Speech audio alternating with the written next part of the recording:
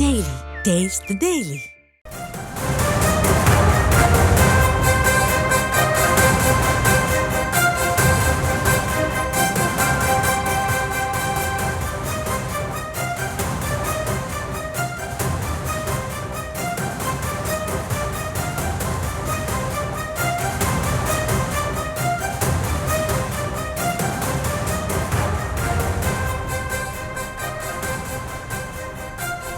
மற்றொரு அண்மை செய்தியை பார்த்து கொண்டிருக்கிறோம்.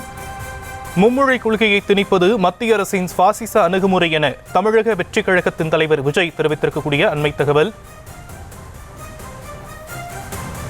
கூடுதல் விவரங்களை நம்முடைய செய்தியாளர் ஜெரி வழங்க நாம் கேட்கலாம்.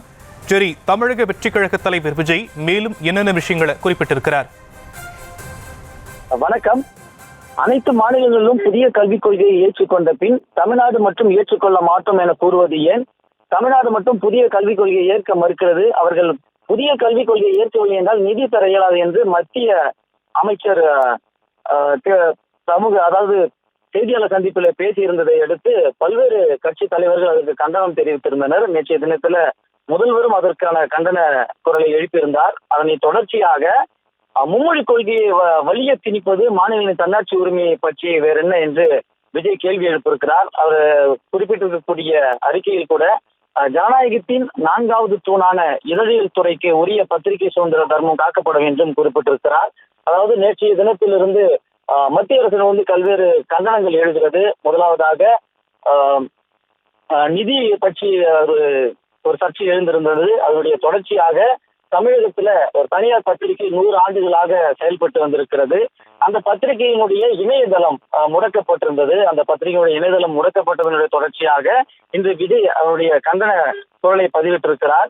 ஜனநாயகத்தின் 4வது தூணான இதழியல் துறைக்கு உரியதான பத்திரிகை சுதந்திர தர்மம் காக்கப்பட வேண்டும். 100 ஆண்டு காணும் விகடனின் இணையதள பக்கம் முடக்கப்பட்டதற்கு ஒன்றிய அரசுதான் காரணம் என்கிற கருத்து நிலவுகிறது.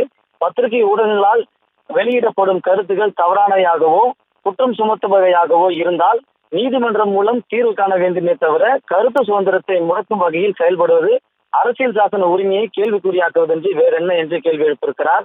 தொடர்ச்சியாக அவர் குறிப்பிட்டிருக்கக்கூடிய அறிக்கையில மாநில மொழி கொள்கைக்கு சவால் விடுத்து தமிழகத்திற்கு நிதி ஒதுக்க மாட்டோம் என்று பகிரங்கமாக அறிவிப்பதும் விகட இணையதள பக்கத்தை முடக்கியதும் ஜனநாயகத்திற்கு எதிரான கண்டனத்திற்கு உரிய பாசிச அணுகுமுறையே.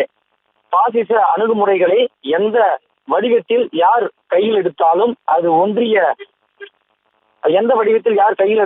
ஒன்றிய அரசாக இருந்தாலும் மாநில அரசாக இருந்தாலும் மக்கள் பக்கம் நின்று தமிழக வெற்றி கழகம் என்னாலும் தீர்க்கமாக எதிர்க்கும் என்று கண்டன குரலை பதிவிட்டிருக்கிறார். இதற்கு முன்னதாக குறிப்பிட்ட தனியார் பத்திரிகையினுடைய வலைதளத்துல பிரதமர் மோடி கைவிழுந்திட்டு ட்ரம்ப் முன்னிலையில் அமர்ந்திருப்பது போன்ற ஒரு பதிவினை பதிவிட்டிருந்தனர். அதற்கு மத்திய அரசு இணையதளத்தை முடக்கியதாக பரவலாக கருத்துக்கள் பரவி வரக்கூடிய சூழல்ல பல்வேறு அரசியல் கட்சி தலைவர்கள் அதற்கு ஊடக சுதந்திரத்தை பற்றி ஆதரவாக கருத்துக்களை பதிவிட்டு வரும் சூழல்ல தமிழக வெற்றிக் கழக தலைவர் விஜய் தன்னுடைய கண்டன குரலை எழுப்பியிருக்கிறார்.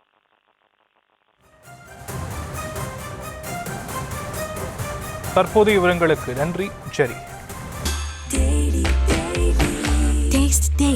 Taste the Daily.